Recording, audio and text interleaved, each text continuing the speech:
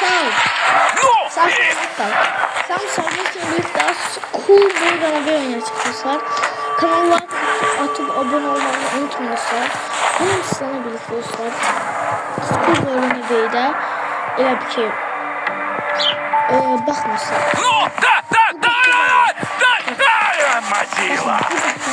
Bir de o kalitka yok mu dostlar? Bugün senin birlikte o kapıyı açasınız. Kanala atıp abone olmayı unutmuyorlar. Yani de başlıyoruz. Bakın örtün.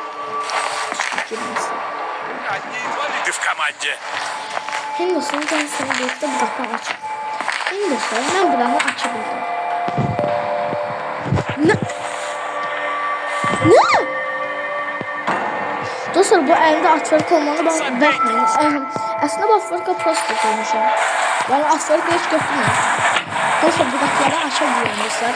Əslində bu qapılar əslində bilsizlər dostlar. Əslində yeni sosla yeni ət mi gerekir? Dostlar bu istədiyi dostlar sizə göstərəcəm. Bu qapıları nəticə açılır. Şimdi eğer siz dostlar bu mod menü varsa oyunu düzelten mod menüsü de varsa dostlar bu kapı açmanın çok rahat yolu var dostlar. Bakın no click'ten gidin bile ve burada NPC'ye girin. Buradan da sonra atanı seçin ve burada slot'ta kilimizi uygulayan presliye de Y. Bunu koyandan sonra dostlar burada включить выбранное состояние отца. Basırsınız ya da ana da çalabilirsiniz dostlar. Fərqi yoxdur. Çağırırsınız və dostlar o qapını açın. Bu kalite açılması dostlar burada broşet sözü var. Bakın dostlar bu. Bunu basın dostlar və sizdə bu qapılar sonra açıq olacaq. Sonra dostlar siz bu qapıları açabilirsiniz. Açırsınız dostlar. Sonra bakın bu qapını bağlayandan sonra burada qıfıl olacaq da. Ama qıfıl olmanı baxmayaraq siz açabilirsiniz. Daha çok bunun da açma olacak dostlar. Yani bu demek olur ki çok yaxşı dostlar. Neyse dostlar videomuz bu kadar. Kanala atıp abone olmayı unutmayın. Çok maraqlı şey dostlar.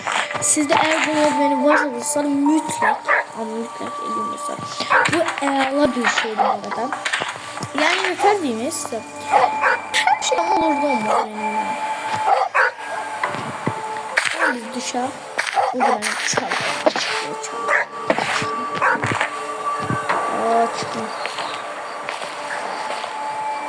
Oh, sağ ol Yiğit. Orada sana hüre durun.